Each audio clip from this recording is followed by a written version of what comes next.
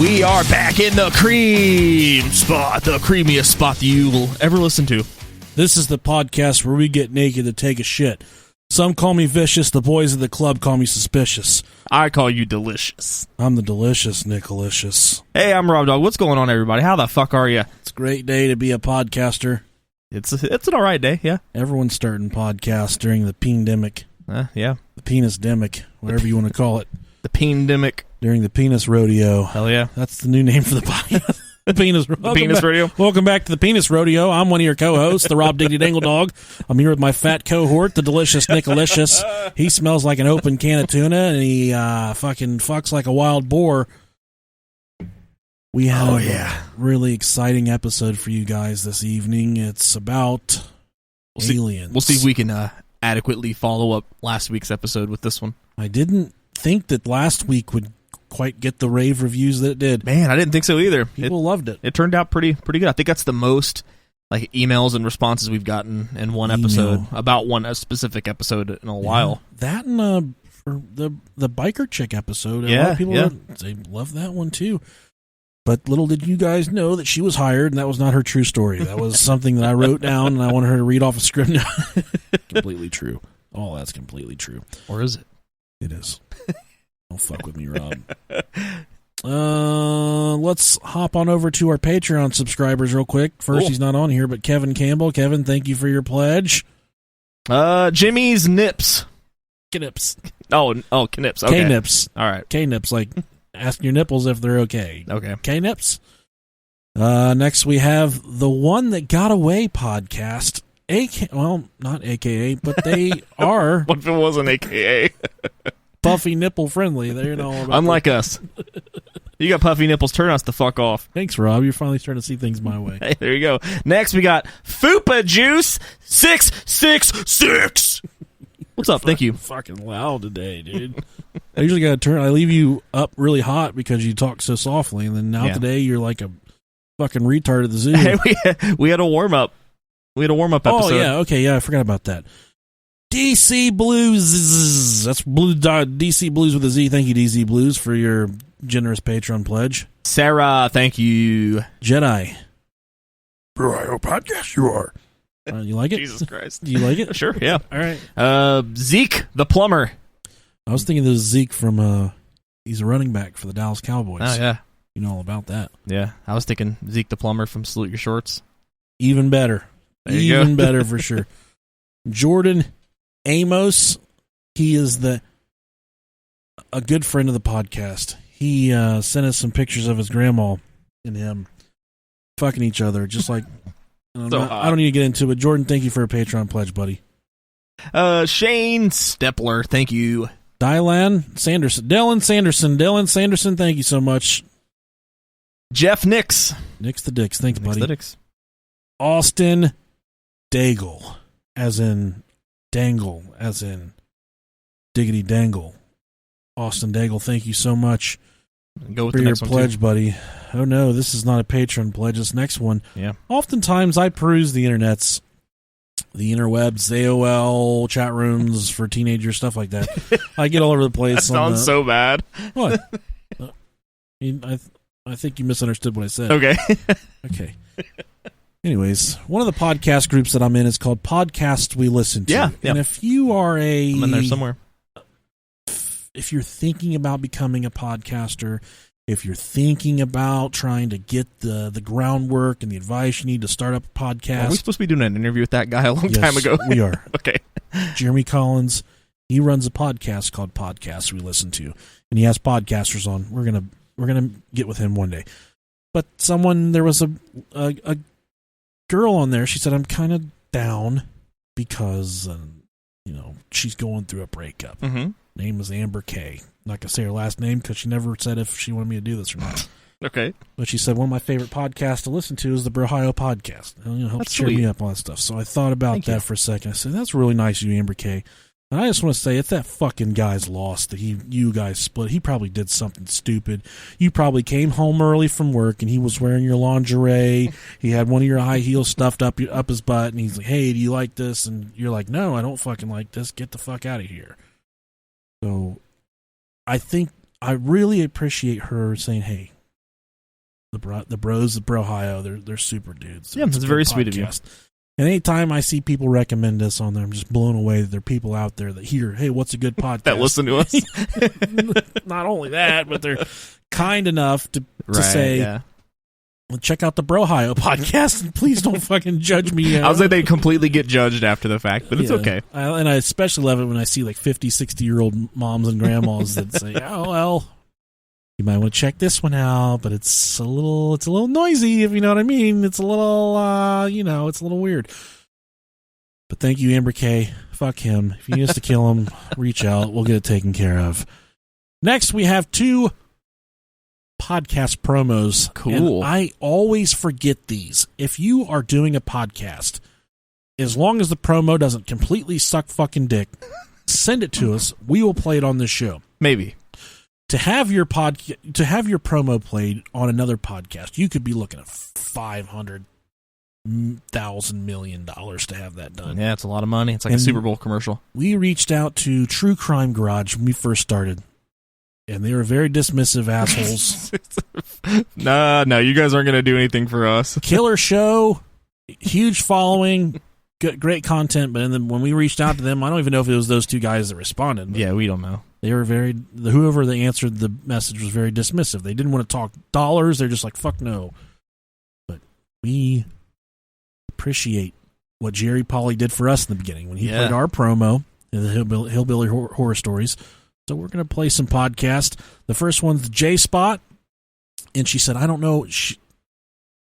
They have very thick British accents. Oh, so hot. Rob said that. I've made this place the cream spot whenever we listened to it earlier. God damn it. Fucking weirdo. It's okay, man. But she said, I don't know if you want to play our promo or not because we're a feminist podcast. And I thought about it for a second. I said, women are not fucking treated fairly in the workplace and in life in general. From the best that, my experiences, they're not paid the same. They're kind of dismissed in a lot of situations. And I think it's about time that the world hear that fucking women I don't want to be wrong about this, but they do more badass shit than we do, man. As far as carrying fucking kids, keeping a household together, all the stuff that women do is thankless. Take care of us. Take care of our dumb fucking asses. We're the biggest kids of them all. You know how much my head weighs? I lay it in my wife's lap and she plays with my hair. That's so sweet. That's a heavy fucking head. I could crush her, and she just does it. She plays in my hair. So, you know what? I said, we're going to play that fucking promo. It doesn't matter. Women deserve to be treated better than us because that's for sure. They fucking deserve it. And after that, we have, I think it's Hardly Paranormal. I could be wrong about that. I X'd out of the page, but just listen to the promo, and then you'll figure it out yourself.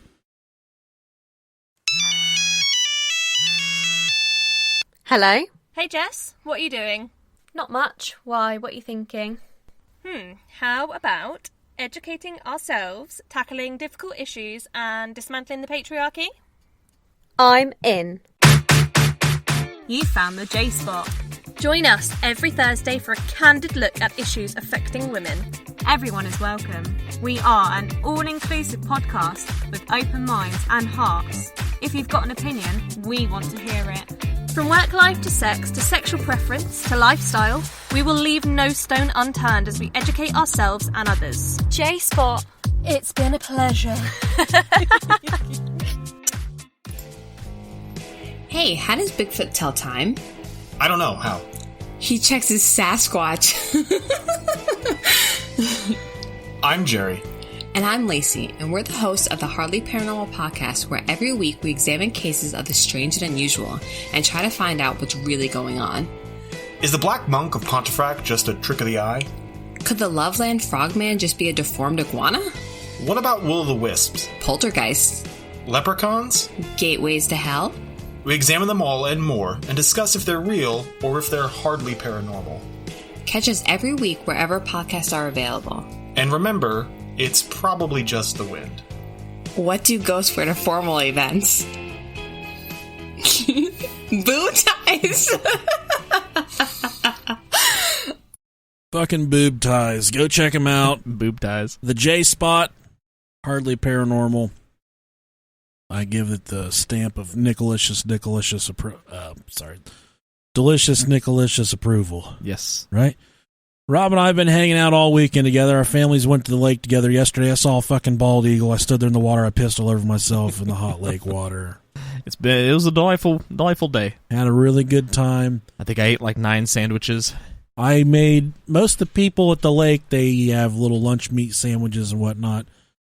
Not me, Rob. You went balls to the fucking wall. I flipped open the grill on the old pontoon.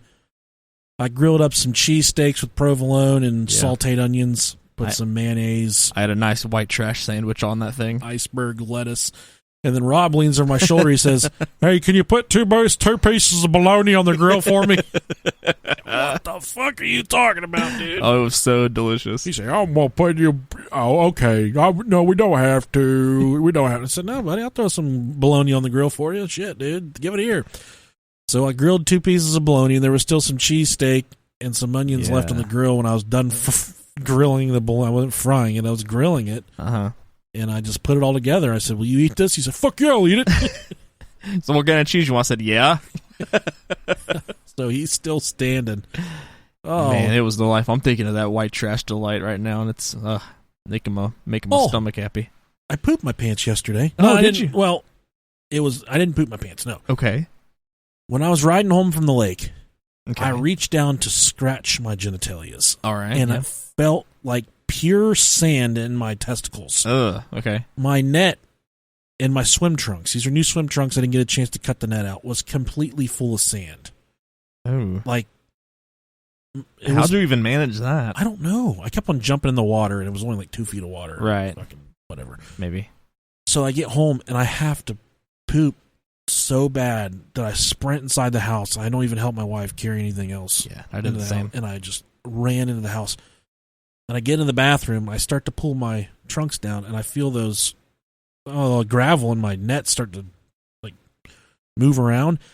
And I don't want to dump gravel all over my my bathroom floor. So I'm like, all right, I'm just going to hop in the shower real quick and take care of myself in there. Mm-hmm. Dump the gravel out before I poop. But I was already prairie dogging by this point. Yeah. So I hop in the shower, rip the swim trunks off, sand and gravel goes everywhere, and I start trying to, hose myself off, and my taint is completely caked full of sand, dude. Like, it's so bad. Oh, man. And I have to squat down a little bit to just open it up to get water, and when I squatted, I shot a nug onto the bathroom floor. The bathtub floor. So then I knew exactly thanks to the training provided from this podcast, yes. I knew exactly what to do. I got the waffle stomping. I put one heel on that motherfucker and sent it away. Send it to hell. Send it on down the road. But you know what, guys? I'm here. I lived through it. But before we get too hot and heavy, my wife just solicited me upstairs. Okay. See what it's all about. Sure. Okay, I'm back. All right.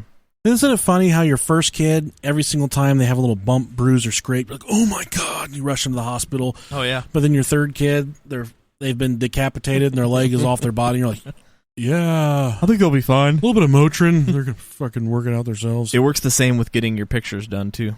Your first kid, you get shit tons of pictures professionally done. And then the next one, it's like, Then the third one, it's like, I'm too fucking broke. Right.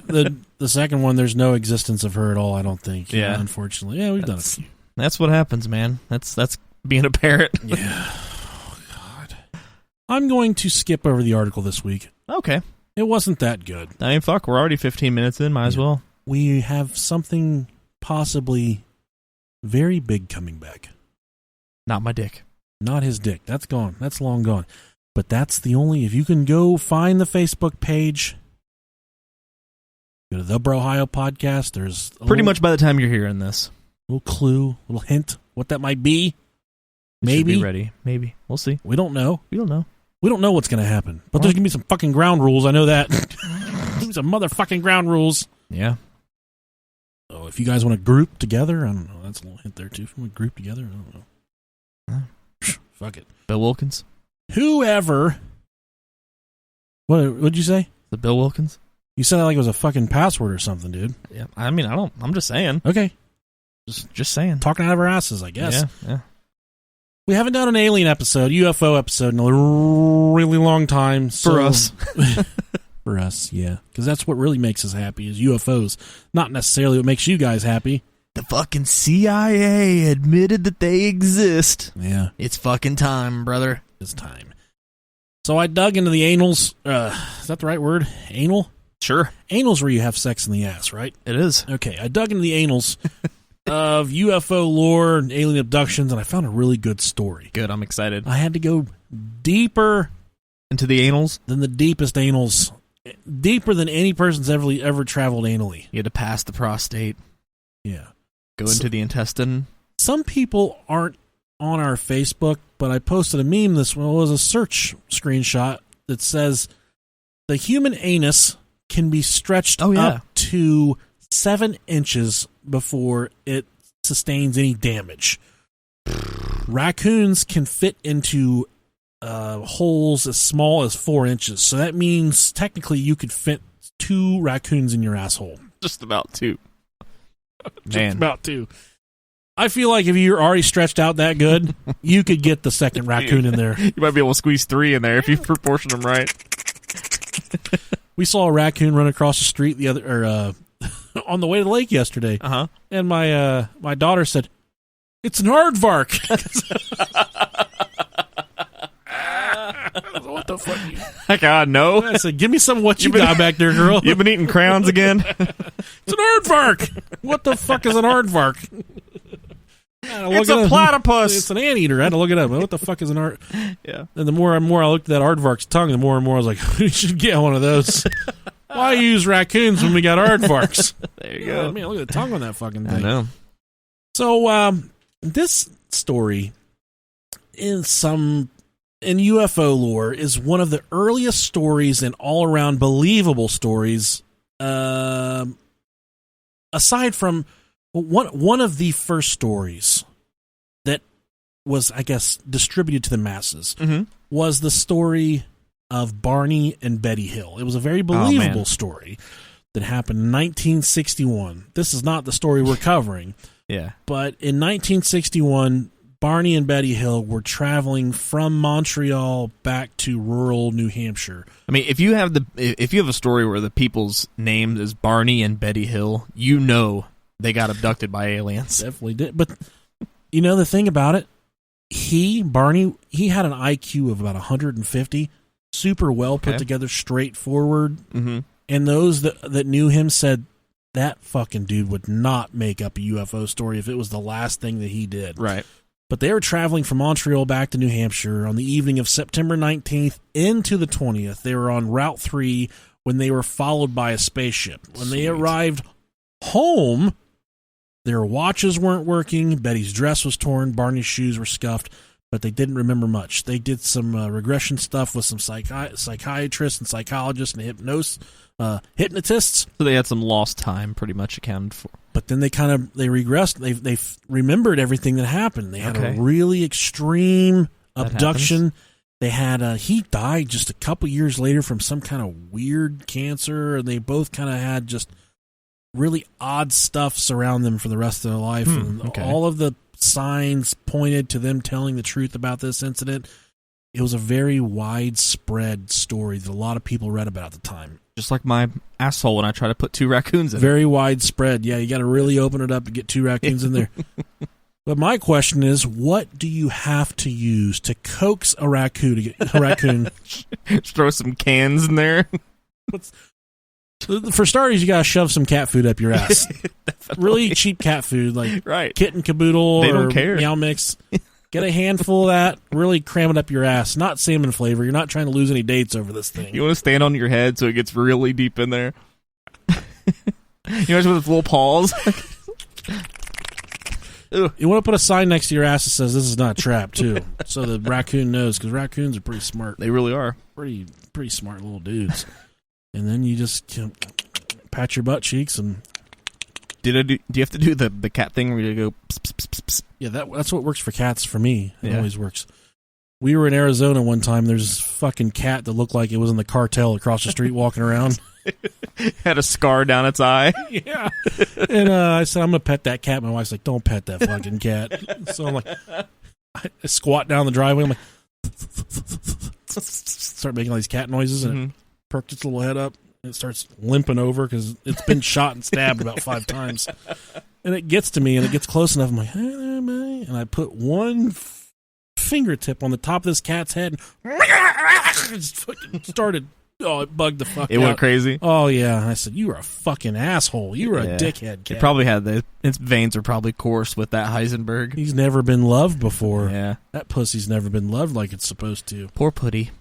Before the incident of Betty and Barney Hill, there was the case of Antonio Vilas Boas. So we can call him, I forgot to change it in the research, but he's referred to as Boas throughout the research. I prefer Antonio. Okay. Because that's a lot easier than Boas. Boss. Balls. Boas. A lot of people talk about the Roswell crash being the first mega UFO incident, but the inaccurate reportings of the Roswell crash weren't really brought to the public attention until the 1970s, nearly 30 years after the crash. I think the crash happened in like 1940-something. Yeah, 43? I might be making shit up. Yeah.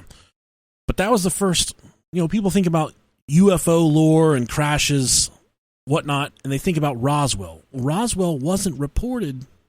The inaccuracies of Roswell wasn't brought to light until the 1970s.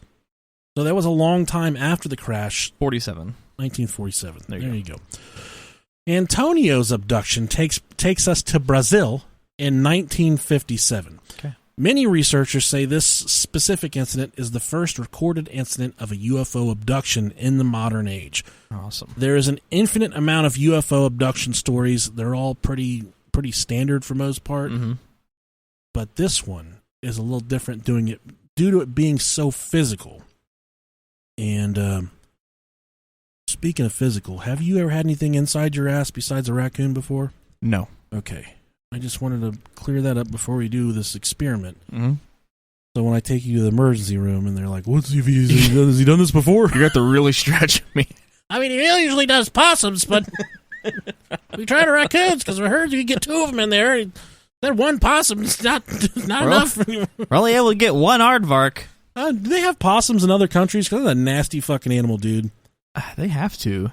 I don't know. Just like, we don't have koala bears. We don't have koala bears and shit. They're like the raccoon's East Side version cousin. Oh, they're so nasty. They really are. They're like, raccoons are trashy and possums are worse. It's like if all raccoons were from Kentucky, they would be possums. Hey, what you doing with your trash? What you doing with them chicken bones? You got any cans I could lick? Oh, you boys out here were putting raccoons in your ass earlier. You know with them Doritos? So nasty. It would only eat the fucking Cool Ranch Doritos. Possums are gross. I've had this. I watch a lot of Ed Bassmaster. He's a funny YouTube pranker. But I've always had this desire to do this prank where I go to a pet store and put up a hidden camera. And they have those like glass cubes that put little kittens and guinea pigs in it. What was it? Wait. Were you the one that got bit by the ferret when we were there? Yeah. Okay, I thought so. Yeah, that was me. Okay, I thought so. Don't worry about me, bro. I'm okay. I know what I'm doing. I'm like Steve Irwin out of here. Bit the fuck out of you. I want to take one of these glass cubes instead of putting guinea pigs or hamsters in it. I want to put a sign that says new kittens, $20, and then put a bunch of fucking baby possums in there. Do what people do. Or I want to put possums in there with rabies and just watch everybody get fucked up. Foaming. Yeah. Oh, man. Antonio was very reluctant to come forward with his story. But he was convinced by Dr. Olavo T. Fontes, professor of medicine at the National School of Medicine of Brazil, and also an APRO representative, to publicly relate what happened, which he did on February 22nd of the following year. And he reported all this information to Dr. Fontes. He also reported to journalists Joás Martins and a Brazilian military intelligence agent. So that got my mind, and Rob and I talked about this earlier in the week. We talked about this abduction happening in Brazil, and Rob said, I think that's all the fucking UFOs in the entire world go through Brazil. And I said, I'm going to look into that. Well, Chile, however you want to fucking pronounce it. is often mentioned as the country with the highest recorded number of UFO sightings. Okay. And it butts right up with Brazil. Mm-hmm. They're practically the same area. Yeah. And they say it's due to its low humidity, high altitude ridges, and clear skies with little pollution. Chile has become a favorite among UFO seekers from around the world. The country has even launched the CEFAA, or the Committee for Studies of Anomalous. That's a hard word. Anomalous aerial phenomena, a government body which investigates unidentified aerial phenomenon under the control of the Chilean Air Force. Nice. While obviously the actual incident itself is the money of this episode, Antonio actually experienced some strange extraterrestrial activity leading up to the night in question that Rob's going to tell you about. So there was kind of and he was in that area. He's right in the fucking wheelhouse, right in Brazil. One of my favorite movies is, what's the movie with the Rio, the birds? Oh, yeah, Rio. Fantastic cartoon movie. It is good. It's really good. And I've heard that there's a lot of, that got me looking today. I was wondering if you could drive from America to South America. You can't. There's a fucking jungle in the way. Okay. There's a rainforest in the way. But I guess technically it could be done. But there's no roads. The roads stop right before you get into South America. And I thought that was pretty cool if they could work that out amongst the governments. If we could drive to South America. We could drive to Brazil. Yeah, I don't think that's ever going to work. Why not, dude? So then it got me thinking, there's people that drive to the very, very northern tip of South America, from America. And there's a checklist of shit to do when you're driving. It says, only drive at night, keep your doors or only drive during the day, keep your doors locked, stay at hotels, and take your belongings. And there's this long checklist of how you're going to get fucked up if you do it. So I was thinking, yeah, that's probably not a good idea. Yeah, that seems scary. It's the most dangerous place in the world, South America is. I believe it. Sounds right. All right, so Antonio's strange encounters began 10 days earlier, a little after 11 p.m. on October 5th. Antonio spotted a bright white light in the sky as he opened the window to get some air. Later that night, after sleeping for a while, Antonio awoke and looked again to find the same light still there, moving toward him as he looked at it. Now, he was frightened, of course. He ended up slamming the shutters, waking his brother, who watched with the same astonishment as the bright light played through the shutters a while before leaving. This thing's just dancing around the outside of the house. Yeah, just partying. Fuck that. Boas lived on his family's farm. They had several fields and plantations, which they farmed at night to beat the heat in the daytime, which makes total fucking sense.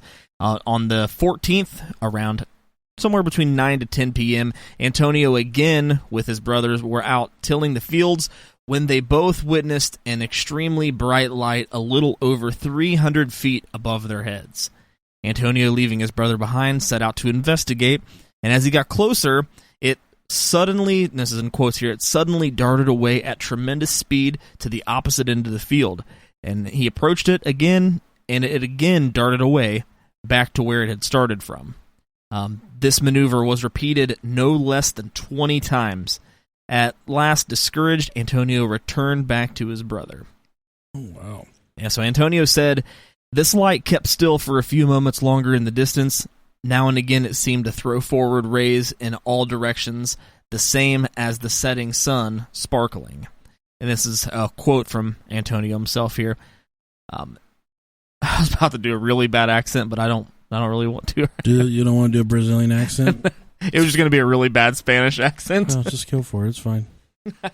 I can't. Okay. So then it suddenly disappeared as if it had been turned off. I'm not quite sure if this is what actually happened, for I cannot remember if I kept looking in the same direction all the time.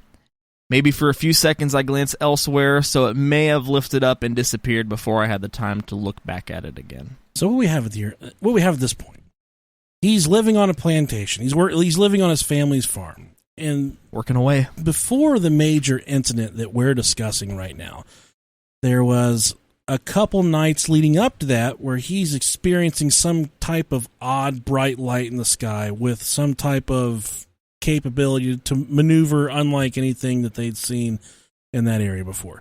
So there was some writings about how that it could have been possibly a helicopter. They've never really seen a helicopter before, but after reading more of his testimony, I don't think it was the maneuvers that it was making was nothing nothing like a helicopter. There's no way what he was seeing could have been a fucking helicopter. Yeah. Some say, and a lot of was it the Kelly Hopkinsville Green Men episode we did.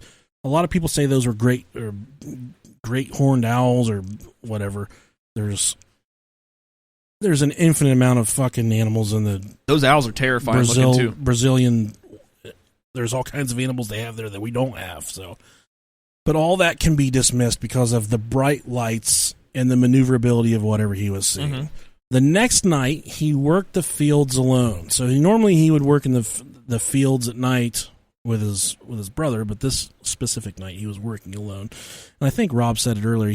They would work at night to kind of beat the heat and because in Brazil it's hotter than a fucking Satan's dick in a fucking hot tub. You just get a fucking light, man. You're set. It's hot, dude. I mean, if it's probably 20 to 30 degrees cooler, why not just wait? Yeah, it's right there by the equator. Yeah. Hotter than shit, dude.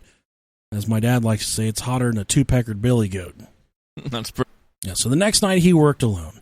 And when he was at the exact same spot that he and his brother had witnessed the light the night before, he saw a reddish light in the sky which zoomed towards him at a remarkable speed. Quote, so quickly that it was on top of me before I could make up my mind what to do about it. At about 160 feet above his head, it stopped suddenly. This light was so intense that he couldn't see his tractor's headlights through it at 1 a.m. Antonio said it looked like a large, elongated egg with several technical features about it. 3 legs extended from beneath it. Nice. And as it settled to land, Antonio ran to his tractor in terror. So, and I oftentimes wonder about what kind of landing gear UFOs have. And in his remarkable account here, saying there's like 3 claws or 3 legs that makes sense. Came out from the bottom of the UFO. Like and 2 on the back, 1 on the front. Like a tripod type deal. Yeah. And if you think about it, some of this guy's probably never seen anything like this before in his entire life. Obviously, it's fucking Brazil in 1957. Right. There's fucking toucans and stuff there. There's not toucans. Not a whole lot. Toucan Sam. There's not a whole lot going on. You're not seeing too many, extraterrestrial spaceships and shit like that. So I can imagine he was probably pretty startled when he saw this thing come out of the sky with the legs dangling from it. You got big old chicken talons hanging from the bottom of it and shit. So he runs back to the tractor because he's scared shitless, obviously. Naturally. When he reached the tractor, its lights had either died or they had been dead. I kind of read either way they didn't varying accounts. Okay. So he ran to the other side of the tractor, running towards the house. His arm was grabbed at that point by a small figure. It could only reach up to his shoulder, and it was wearing very strange clothes, which he violently shoved away. An alien reaches up and you kick it, and just, whatever sound a fucking alien makes when you kick it. Hola, senor. I'd like to talk to you about your coffee. Are you the man with the donkey? Isn't that the coffee? You remember those commercials where the fucking dude would be in the window with the donkey? So no, I don't. You don't remember? What was it? It was Maxwell House or there was a fucking coffee guy. Oh yeah. He would be holding a donkey trying to sell you coffee with some cocaine in it. Yeah, exactly. Whatever he did. I think it was a Colombia coffee. Was it? Okay, yeah, maybe. Yeah, he's Colombia, Brazil, same. Is that a thing? Beautiful Colombia women coffee? and nice parades. So whatever it is. At that point, he said that 3 more small figures surrounded him and lifted him off the ground by his arms. So at that point, you're going to be fucked in the ass. I don't think anal probing was the big thing, and that got me to doing some research. I think we asked Tony Rodriguez about it. Why what is the Café de Colombia? Okay, yeah, Colombia. Okay, yeah. So I was kind of right. Yeah. You're kind of right. For sure, but there's definitely a donkey involved. Yeah, he's right there. You definitely fucked that donkey. Look how big he's smiling with that mustache. That's a glorious mustache. It's a really nice mustache. I love it. It got me thinking about the anal probing stuff. Why there's this huge aura around anal probing and aliens. DNA harvesting, doggy. That, and then I also read about how it's a a lot of people have accounts of them sticking like these electronic devices in their genitals. Okay. And it's called electroejaculation. That's awesome. Stick this robot zapping machine up your dick hole. Sweet. And they can electronically jerk you off. Oh, that's so good. I'm going to need...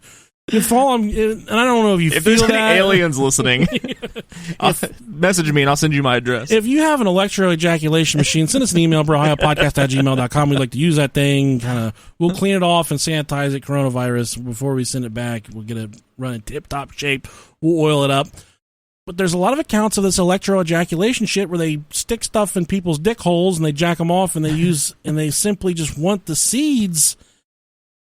But what if you're getting the electroejaculation, you're also getting the stuff in your butt, and the reason they're putting the stuff in your butt is it helps milk you a little better, or it makes it feel it's kind of hard to, like you said, it's probably mostly, the belief is it's for DNA harvesting. Yeah.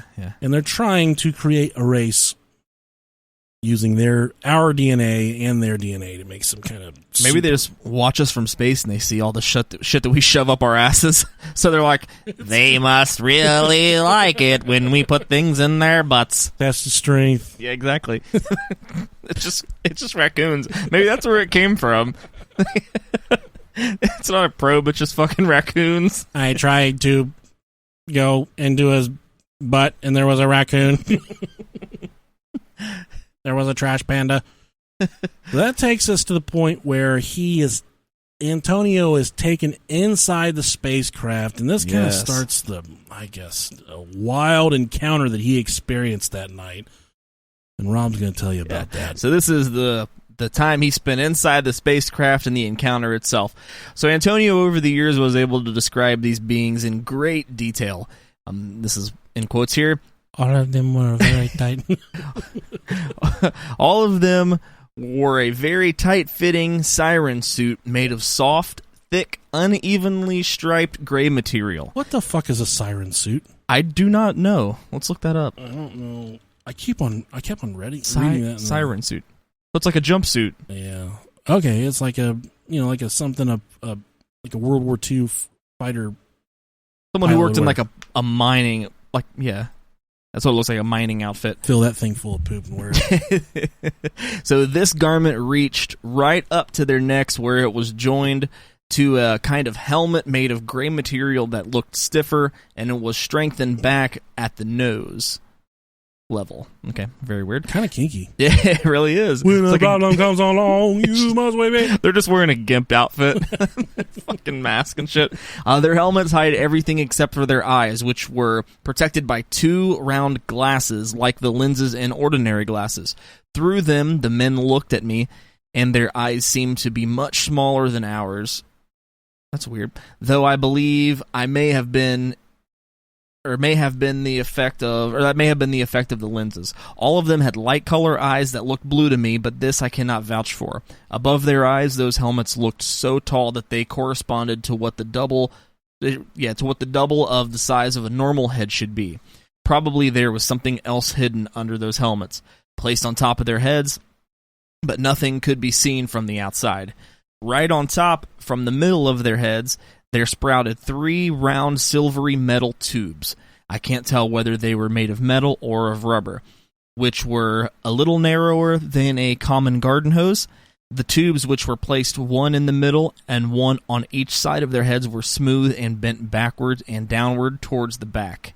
There they fitted into their clothes, how I cannot say, but one went down the center, where the backbone is, and the other 2 on each of the sides fitted under the shoulders at about 4 inches from the armpits, nearly at the sides where the back begins.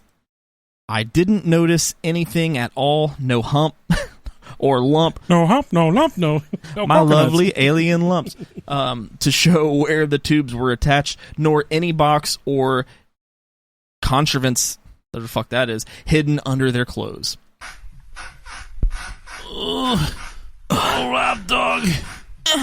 Oh, Rob Dog. Jeez. Ooh. Sweetheart, you were absolutely incredible. You took me round and round 5 times. What's your secret? Oh, well, it's this little blue chewable pill that I just got called Blue Chew. Oh, Rob Dog, tell me more about this Blue Chew. Oh, yeah. It's a little blue chewable pill that's prescribed online. Helps me make more stops here in the trailer park. It's chewable, so it's super handy. So you can take it anytime you're ready to rock? Yeah. Oh my God, Rob Dog, I am gushing. That's right, Antoinette.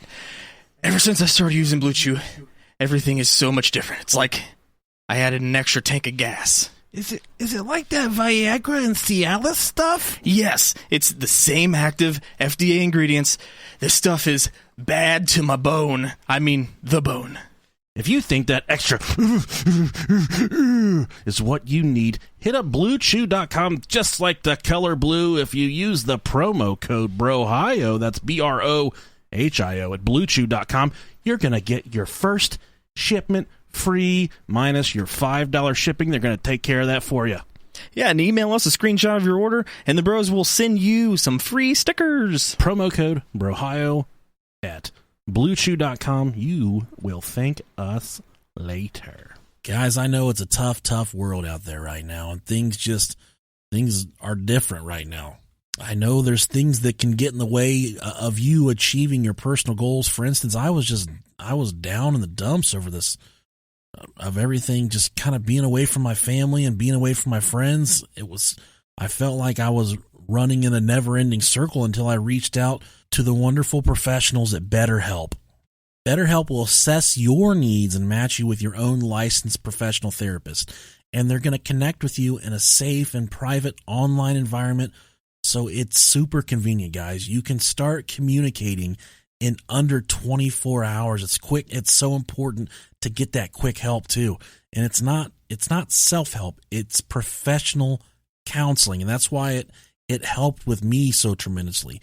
You can send a message to your counselor anytime, and they're going to be there to answer you. You'll get timely and thoughtful responses. Plus, you can schedule weekly video or phone sessions, all without having to go sit in some weird, nasty office somewhere and be completely uncomfortable. BetterHelp is committed to facilitating great therapeutic matches so they can make it easy and free to change counselors if the need arises. Doesn't matter where you're at in the world or what you're trying to overcome. Depression, stress, anxiety, family conflicts, anger, grief, self-esteem, whatever it is, they can help you, and it's going to be completely discreet and confidential. And my favorite part, it's professional and it's affordable. You can check out the testimonials posted on their site daily. And in fact, so many people have been using BetterHelp that they're recruiting additional counselors in all 50 states. And I want you to start living a happier life today. As a listener of the BroHio podcast, you'll get 10% off your first month by visiting BetterHelp.com/BroHio. That's BetterHelp.com/BroHio. Join over 1 million people taking charge of their mental health. Again, that's BetterHelp.com/BroHio. I had to look that word up too. It's just like something that's some device, some type of device used to enhance whatever. I don't know. It's got a job. Gotcha. Okay, sure. Their sleeves were narrow and tight fitting to the wrist, where they were where they were followed by thick 5-fingered gloves of the same color. That must have somewhat hindered their movements. As to this, I noticed that the men weren't able to double their fingers altogether, as to touch the palms of their hands with the tips of their fingers. So they couldn't make fists. Yes, they could make fists. So they rose up and banged with these motherfuckers. They started punching them all over their spaceship and dragging their blood all over the walls. Just been slapping the piss out of you. The difficulty did not prevent them from catching and holding me firmly, nor from deftly manipulating the rubber tubes for extracting my blood.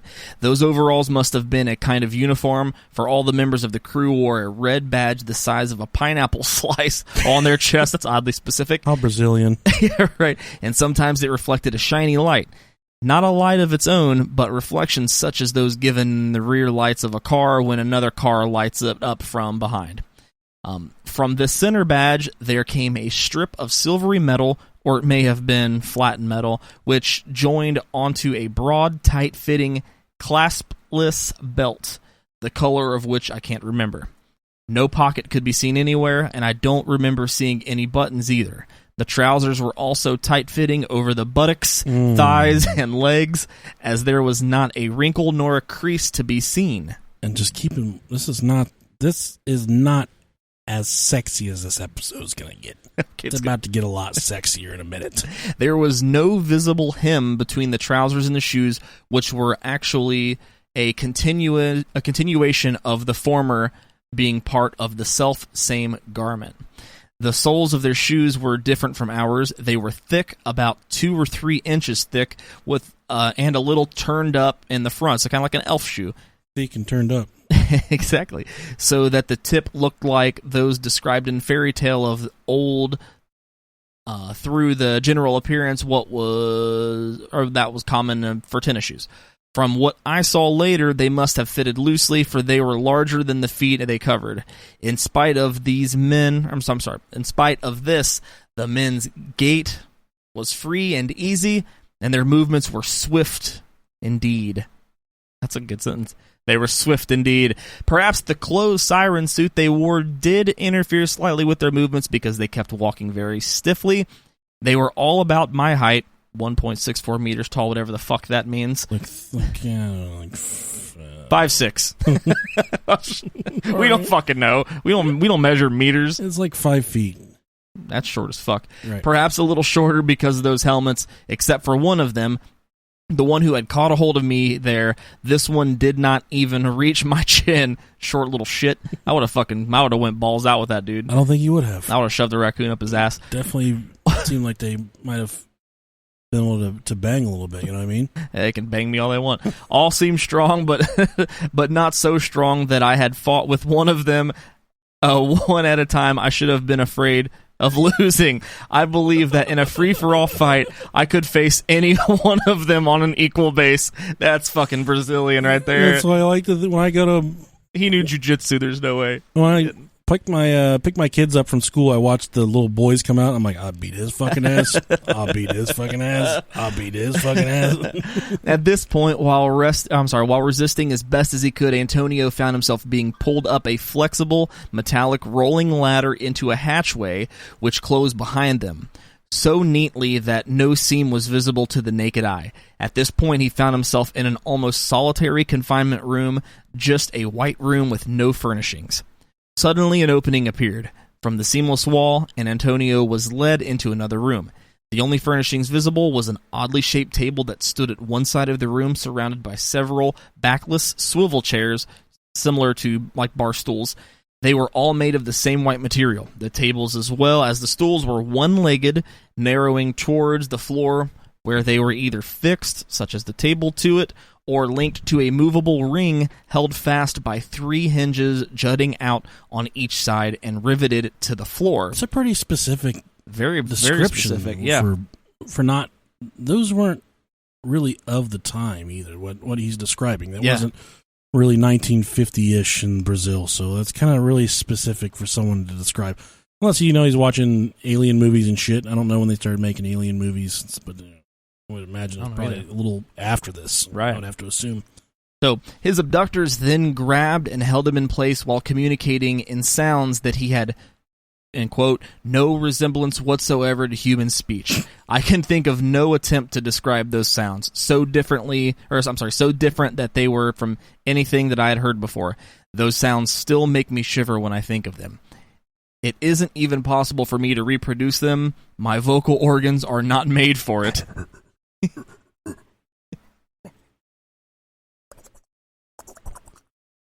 You can keep reading. I was just going to keep making No, I was going to let you go, man. He compares the sound to animal grunts. Some longer, others shorter, sometimes containing several different sounds at the same time. At other times, ending in a tremor. Is that a tremor? Sure. All right. Curiously, these creatures then began undressing him. Yeah, fuck yeah, they did. Despite his constant opposition. Please don't pull out my dick. I'm a grower, not a shower. Yeah, that's what I'd have said. Kiss my neck first. Listen, guys, if this is what we're doing, you're going to need to give me about 30 seconds. You got to lick it first. You guys got Baywatch? Something I can... We got to do something. I'm not going to be embarrassed in my first trip on a spaceship. Now I'm back from Antonio himself here. They obviously couldn't understand me, but they stopped and stared at me as if trying to make me understand that they were being polite. They had to employ force. They never at any time hurt me badly, and they did not even tear my clothes, with the exception of my shirt, perhaps. Stripped naked, they rubbed him all over with a thick, clear, odorless liquid, and then was taken in another room with red inscriptions over the door, like scribbles of kind entirely unknown to us, he would recount. Soon, this is in quotes as well, soon 2 of the figures joined him carrying apparatuses with which they took some blood from his chin. That's a weird place to take blood from, leaving a small scar that were later noticed by the doctors at the hospital, but that caused him no pain and only minimal discomfort. And the vibe I get is almost like they're going through specific steps to sterilize Antonio. Like they wanted him, they had on these suits that they couldn't move in. They cover him in this liquid. Oh, man, that's the first time on this show ever that's happened. Whew. That's pretty good. You just shot fucking COVID everywhere. I really appreciate that. I fucking woke up your neighbors with that one. Yeah. I think what they were trying to do was decontaminate Antonio. Get all the coffee off of him, all the donkey semen, all that stuff they needed to get off of him. All the ball sweat from working in the fields. All that stuff, because they were trying to get him nice and lubed up for something else. And that something else was coming very soon. And this is where the story gets really kinky and sexy. This is where it gets very brohio-ish, if I say so myself. All right. Antonio was left alone at this point. From what he described, it lasted about an hour of him being there by himself. He tried to make himself comfortable on a large gray foam table/bed that was in the middle of the room. Then he noticed that there was gray smoke being flumed. It was like there were holes and slots slightly higher than the bed. And these holes were blowing smoke, some type of gray smoke into the room. So, okay. Fucking the shit is going down at this point. They're just fucking vaping. Oh, hopefully they weren't gay aliens. 'Cause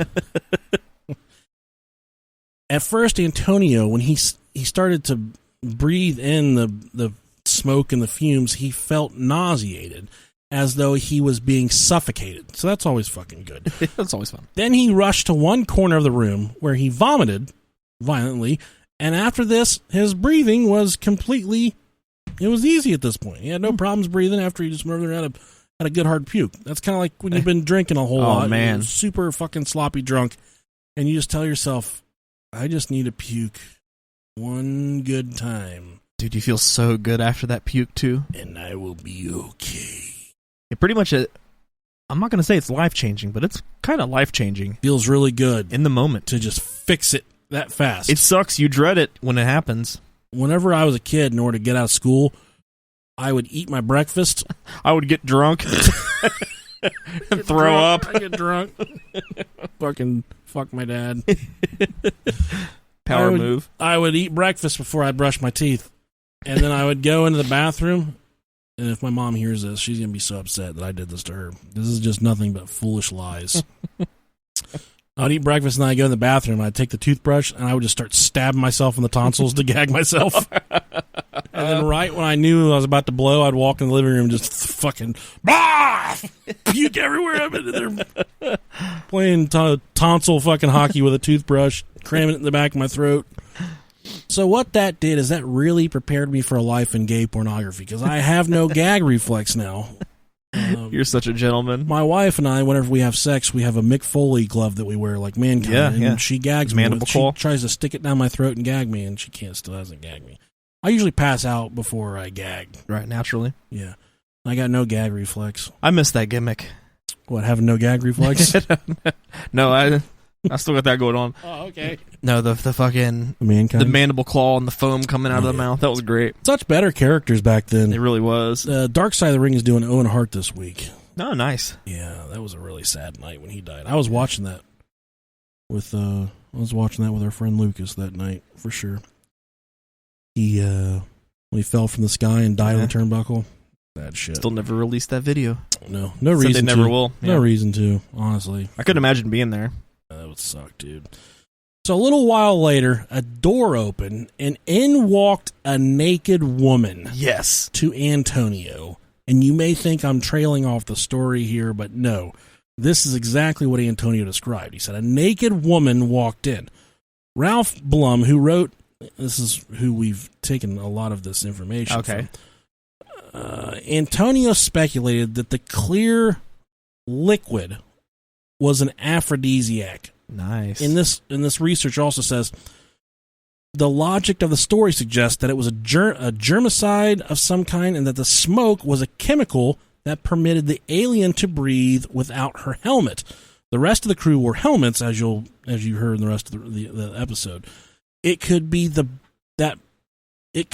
the blood was relevant to some of the criteria of interbreeding. So they needed the blood from his chin, and they needed his seed as well for some type of interbreeding that they were doing. Oh, yeah. And for whatever fucking reason, this naked woman just walks in. I don't even know if she was naked or not, but it's this that's what it says. Alien. Yeah, she was naked. Yeah, it does. Okay. Antonia says she came in slowly, unhurriedly, perhaps a little amused at the amazement she saw written on my face. I stared open-mouthed. She was beautiful, though of a different type of beauty with that of the... I'm sorry, I got all fucking cross-eyed there for a second. You're getting too excited. I am just getting all rock hard, thinking about what this alien looked like. I'm thinking about all the sick fucks that jerk off to anime that are listening to this podcast and how they're all getting hot and heavy. Their nipples are getting hard. All their inverted nipples are poking out right now. All the guys with puffy nipples are turning us off because they don't like hearing about hot experiences with chicks and stuff like that. I get all worked up. I can't even read my fucking shit. She came in slowly, unhurriedly, perhaps a little amused at the amazement she saw written on my face.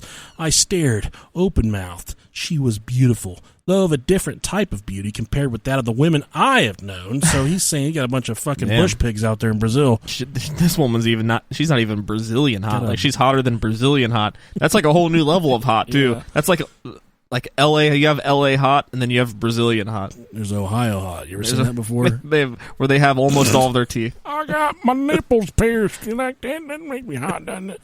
Yes, it does. Her hair was blonde, nearly white, like hair dyed in peroxide. It was smooth, not very thick, with a part in the center, and she had big blue eyes. Ugh. Rather longer than round, for they slanted outward like those pencil-drawn girls made to look like Arabian princesses that look as if they were slit, except that they were natural. There was no makeup. Her nose was straight, not pointed, not turned up, nor too big. The contour of her face was different, though, because she had very high, prominent cheekbones that made her face narrowed to a peak, so that all of a sudden it ended in a very pointed chin, which gave the lower part of her face a very pointed look. Her lips were very thin, nearly invisible, in fact. Her ears, which I only saw later, were small and did not seem different from ordinary ears. Her high cheekbones gave one the impression that there was a broken bone somewhere underneath, but as I discovered later, they were soft and fleshy to the touch, so they did not seem to be made of bone. Dude, he's beat off to this thought so many times. Oh, my God, yeah. This is in such detail. Her body was much more beautiful than any I had ever seen before. Nice. It was slim, and her breasts stood up high and well separated. Okay. Well separated breasts. Oh, you got some nice titties. So, like, no cleavage? I don't know, dude. She had implants. I'd be scared if I saw some big old titties with no cleavage. Titty fucking alien right now. I don't care. You have to be squeezing them titties tight, dog. Her waistline. Got to put in the work to make it happen, brother. Exactly. Her waistline was thin, her belly flat, her hips well developed, and her thighs were large. Yes. Oh my God, she was an Instagram model. Jesus. Her feet were small, her hands long and narrow, her fingers and nails were normal. She was much shorter than I am. Her head only reached my shoulder. Her skin was white as that of our fair women here. That he's talking about the women in Brazil. And she was full of freckles on her arms. I didn't notice any perfume, and this is where it gets really good. except for a natural female odor. And he did get down and dirty with this thing. And that can mean a lot of different things for a lot of people. Yeah, it really could. Because been with my wife for a long time, but I've been in some stuff that smelled like a fucking seafood enchilada before. Don't ruin enchiladas for me. I've taken their pants off before and it smells like a fucking ninja fart. You know what I mean, dude? I guess. So that natural female odor can mean a lot of different things for a lot of people. Is that a good thing or a bad thing? I mean, it depends on your experiences, I suppose. I remember when we have this older friend, and he listens to us when he travels. He travels a lot. One of my best friends in the entire world. I'm not gonna say his name for fear of diming him out, but he'll know who he is when I say we've been friends since 6th grade, and he travels a lot. But he was all of the girls had a crush on him when we were in school. Just they thought he was right. They just thought he was the cat's meow. I knew him as a fucking pudwhacker. But he had a girlfriend that was a lot older than him, and he was doing stuff with her. Mm-hmm. And I remember just being funny. I said, "Does her pussy stink?" And he's just like, "That doesn't smell good, man." We were like, I don't know, we were like 14 or 15 or something, and just like, does it stink? And he's like, "Doesn't smell good." Like, do any of them smell good? And I'm thinking to myself, man, you gotta change what you're doing. And I've met guys that say all vaginas stink, and I don't feel that way at all. I don't either. So you guys out there that are really having these experiences, you need to find women that take care of themselves. Because just like not all of us have stinky nutsacks. I was gonna say, yeah, I'm sure the women don't appreciate some sweaty, nasty, funky balls. Yeah, exactly. There's some fucking. I know guys that can legit grow cheese in their foreskin. That's fucking horrible. It's so nasty. I'm not one of them.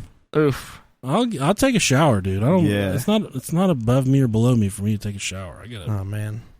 And I'm really self-conscious about stinking. I'm the same way. I do not like to stink. Yep. I'll tell you about it some other time. Sure. Oh, God. So this alien we don't know what the natural female odor is. It could have smelled like a ninja fart. It could have smelled like a seafood enchilada, like I said. And Jesus Christ. And he says, I'm Nick here, and I want to give y'all ladies advice. When I'm coming over there, and when I'm coming to see you gotta wash your fucking tuna boxes. Jesus Christ. Yeah, y'all letting that little tuna box stink. I'm like, I go over to a girl's house, fucking, I don't want it smelling like motherfucking stanky and shit, you feel me? I gotta fucking spray this shit. That guy's literally never seen a vagina in his life. Cause, I gotta let all that fucking stink out, and then I gotta fucking go back all the way back to my house and shit. Just cause your fucking tuna boxes stink. If you're calling it a tuna box, you're going about it all wrong. What's that guy's name? Daddy Longneck? That dude needs to die. Him and the fat guy that they fuck each other. Yeah, the redneck fucker. I can't stand those two fucking guys. I hope they both die in car fires. That dude is like 65 pounds. He's 6'3" and like 65 pounds. Yeah. I got nothing for him. You were so pissed. Where am I at? Where's this thing that talks about her female odor? And Antonio also says, another thing I noticed was the hair in her armpits. Yes, that's what I said. The hair in her armpits was bright red, nearly the color of blood. Oh, gosh. And later, one of his other stories, he recounts that he also says that her pubic hair was bright red as well. You could tell this was the 50s because she had pubic hair. She's got fucking armpit hair, dude. That's true, too. Oh, it creeps me out. It's like, it's not even just female armpit hair. I just don't like armpit hair in general. Yeah. I'm not a fan of it. Me neither, doggy. Oh, Antonio recounts that the women came The woman came toward him in silence, looking at me all the while as if she wanted something from me. Pressing herself to him, he understood what her purpose was. Quote, I began to get excited. I ended up forgetting everything and held the woman so close to me, corresponding to her favors with greater ones of my own. What does that mean, Rob? He's writing a romance novel here, man. I'm telling you, he's getting off. Apparently, they had 2 sexual encounters and performed a variety of sexual acts together for about an hour. What Good a job, fucking champion. buddy. He's been out there working in the field, plowing, making beans and coffee beans. I need a meal and a nap after my first one. He's been milking the donkey back at the house for the commercials, all this stuff. He's been practicing shoving 2 raccoons at a time up his ass so he could take an alien for a spin for an hour. He gave her exactly what she wanted. Gave her more than she paid for. Besides the hair, she sounds pretty fucking sexy, so. I think I don't know if I could get past the armpit hair. I don't think I could either. She put you in a nasty boy fucking headlock. And Would you lick it? No. No. Not gonna do it. Just run your fingers through it. Yeah, when they get naked and it makes a sound, that's when you gotta start thinking about what you're doing. Oh. All they wanted was a good... And this is one of my favorite parts of the story. Antonio said, all they wanted was a good stallion to improve their stock. Oh, my gosh. all 5'2" of them. He said that he enjoyed the encounter even if the woman refused to kiss. What? She wouldn't kiss him. She said that... You gotta brush your teeth, buddy. No, he just got that puke in the fucking corner, so that Okay. something to do with it. She knows her worth. Antonio said that instead of kissing, the fucking thing fucking would keep on... She would keep biting his chin, which is... Okay. You know, you heard earlier in the story, that's where they took his blood. They cut him open right there. She kept biting his chin. Like fucking a cat or something. Yeah, right. God, I'm sure it's someone's weird. kink. I don't know. She also would make sounds while she would bite his chin that in Antonio's mind sounded like animal growls. She never spoke. When they were finished, one of the other creatures entered and called out to the woman. Oh, they're just turning tricks in there. Yeah. But before leaving, she pointed to her belly and smilingly, that's kind of weird, as well as she could smile, pointed to the sky southward. This is Antonio's words. Then she went away. I interpreted the signs as meaning to say that she intended to return and take me with her to wherever it was she lived. He seemed to be concerned or even afraid about the last, for he took the meaning quite seriously and wasn't sure if he was anxious to leave his familiar surroundings or his family. So he was not one to leave the plantation to go live with the fucking aliens, which is what he thought he was doing at this point.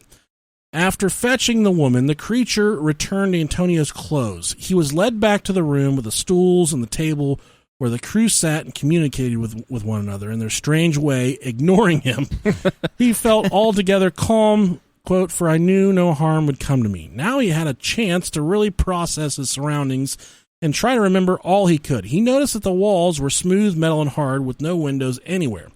Noticing a box with a glass top that had the appearance of an alarm clock, he attempted to conceal it. Damn it. Well, $5 discount. Gonna fucking steal the alarm clock they had.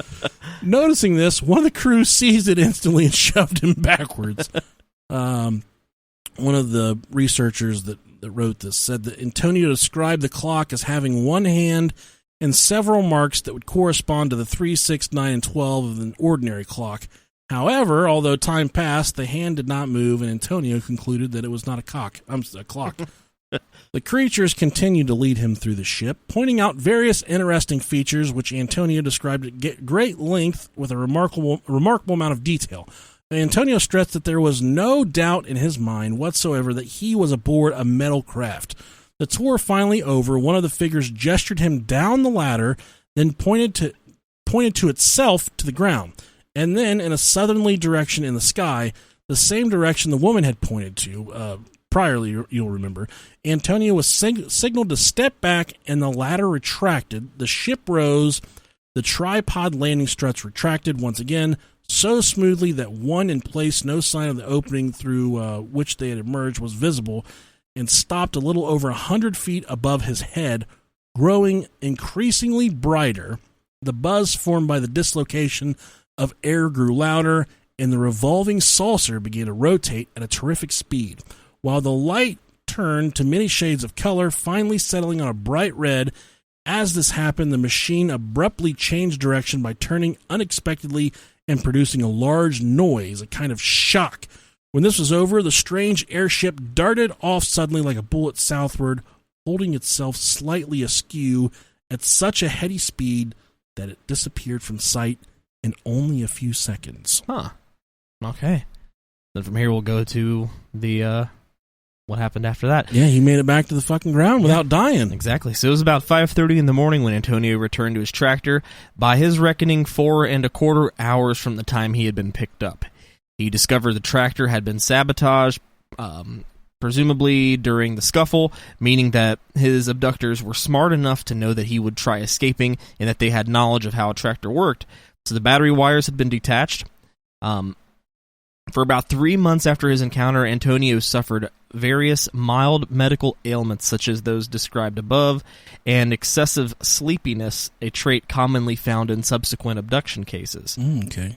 Antonio had been found to be suffering from radiation poisoning. Among the symptoms were pains throughout the body, nausea, headaches, loss of appetite, ceaselessly burning sensations in the eyes, cottonous lesions at the slightest of light bruising. That's weird. Which went on appearing for months, looking like small reddish growths, harder than the skin around them and bulging. Painful when touched, each was a small central orifice yielding a yellowish, thin, waterish discharge. That's God. Fucking disgusting. I had one of those in my nuts a few days ago. I lanced it. It's good old skin herpes there. The skin surrounding the wound presented a hyperchromatic, violet-tinged area. The military intelligence man interrogated Antonio and said he was subjected to a battery of physical and psychological tests. The most conservative of ufologists, I should say, accept his abduction as an actual occurrence. Antonio Vilas withdrew from public life to continue his studies, receiving a law degree and becoming a practicing attorney in the city of Formosa, Goiás. Definitely in Brazil somewhere. Yep. He died in 1992 in the city of Uberá in Brazil's Triângulo Mineiro. R.I.P. Antonio. R.I.P. you alien fucking machine. The cool thing about Antonio is he's one of the few guys that got to go up in the spaceship and fuck one of those things. Oh, yeah. That's, that taking the Mile High Club a little bit. I think back above and beyond. I think back to all the times that I was presented with the opportunity to have sex with an alien. Right. And I didn't do it. Man, yeah, let me down. So, I'm not... I don't know. I thought this story was going to be a lot better than what it really was. I think this story fucking sucked. That means we got to come back swinging next week. All right. We got to do better next week. Okay. For the middle of the week this week. So, this is kind of something we've kept between ourselves. Mm-hmm. We have 2 interviews coming up with the Dark Vault. Mm-hmm. One is this week. Nice. We've touched base with an investigator. We'll call him a YouTube documenter. He's actually here local. But he's been traveling around and he's kind of digging into this dream research thing that's kind of taken over. There's these random flyers popping up all over the country for this dream survey. Right. You call this phone number, you get some really weird menu options, including one menu option that he just found this week that asks you if you would like to be connected to an American concentration camp. Really wild stuff, dude. And he's also privy to these phone booths that are popping up all over the United States. Yeah. They're just kind of, they're not really, they're not real phone booths for all sense of the word. Mm-hmm. They're, when you hop in these phone booths and push the number, it gives you, this is where you get these weird menus. Like, press 5 to connect with an American concentration camp. And they're kind of in weird spots where these phone booths are popping up. And he's been making the rounds, doing the research on this stuff. But then also, I don't know if this is real or not. We've been talking to someone, claims, for what I can tell, they're telling the truth. Seems legit. Mm-hmm. Person claims to be an employee or former employee of S4, which some of you might know as from the Joe Rogan fame, is where Bob Lazar was from. Yep. Person claims to be an employee or former employee of S4 that worked in a biocontainment unit there. Why the fuck would you need a biocontainment unit? Right. At a place that's suspected of having alien spaceships? This guy is in no excitement to talk to us. I think he was referred by someone that listens. Okay. And he's reached out.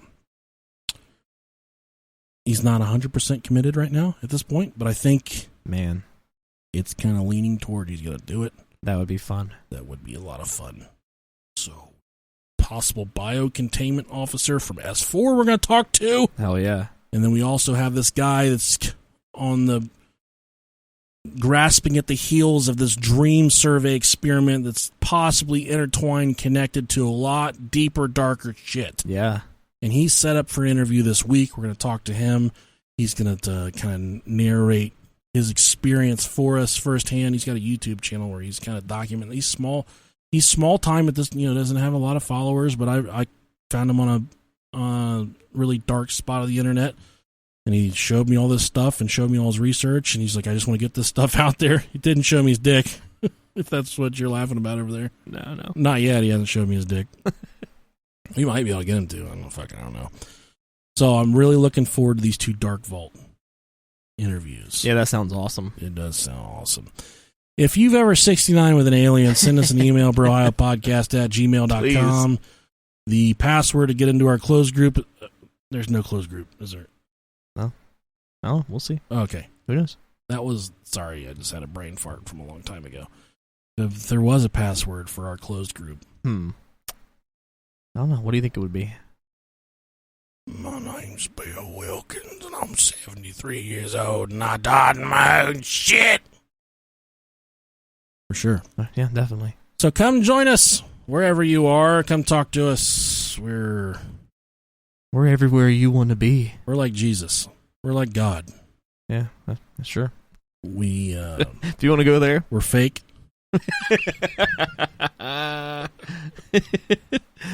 We get a lot of hate mail after we say God is fake. I don't think God is fake. Rob thinks God is fake. So I'm gonna just, whatever. At this point. I mean, fuck. And another thing that caught up with this, someone sent us an email and she said, listen, I was listening to your show. I thought it was great. And then you said something about, I had to do a security detail for an abortion doctor when I worked security. Okay. And I talked about this in probably one of our first 10 episodes. So that had to have been a long time ago. Long time ago. Yeah. And I was like, I should just let that motherfucker die. And she said, I got no reason to listen to you guys anymore. And I thought about that.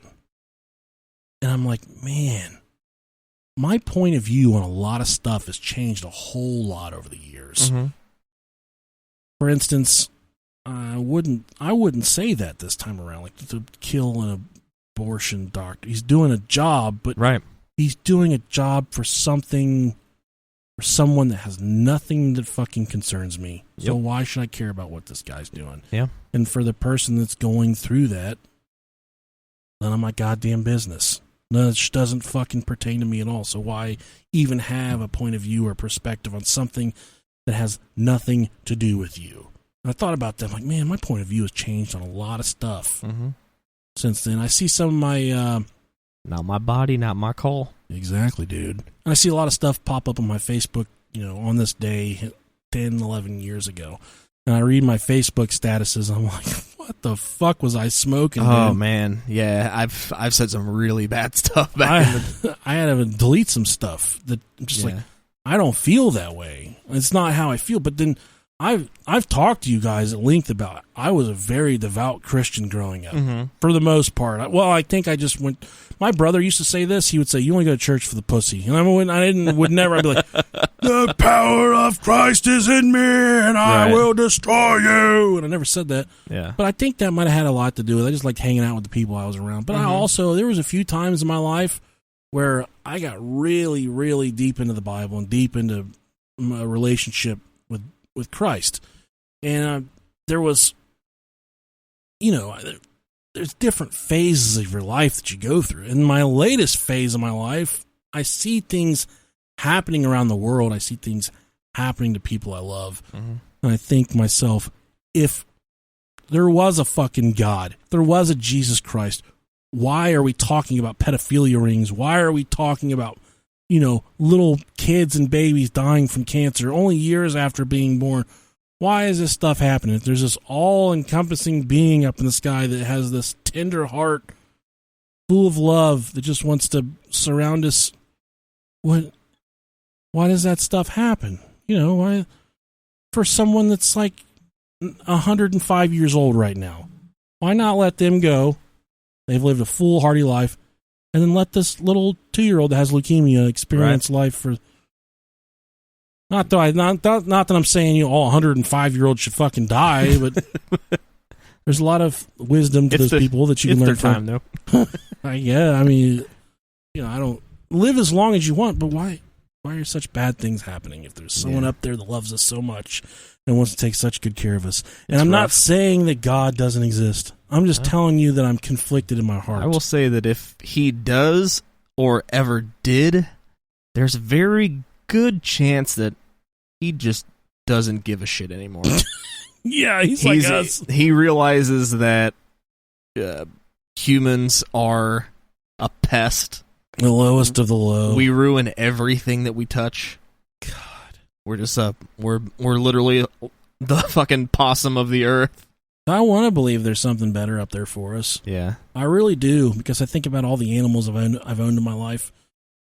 More specifically, Ace. He's almost 15. Yeah. I know he's not going to live much longer. He just came galloping down the stairs a little bit ago. Yeah, so he can still do the steps. He's good to go. Yeah. But I just think about all the babies we've lost, all the sweet-ass grandparents, all the, moms and dads that left too soon, brothers and sisters.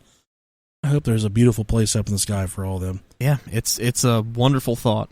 It is a wonderful thought. But then I think about the time I was like, God, if you're real, fucking bring me the remote. And it didn't happen. Didn't happen, didn't work. That's not how it works. I know that's not how it works, but it's my job to make fun of shit. And that's what we do. That's what we do. So tune in next week as we have a member of the Mexican cartel on this. I'm just kidding. I made that up. I was going to say, holy shit. That's a fucking bomb. That's not happening. Not happening. I'm terrified now. Not if they... Yeah, exactly. I'm still trying to get the dude from Anonymous to show up. Oh, man, I know.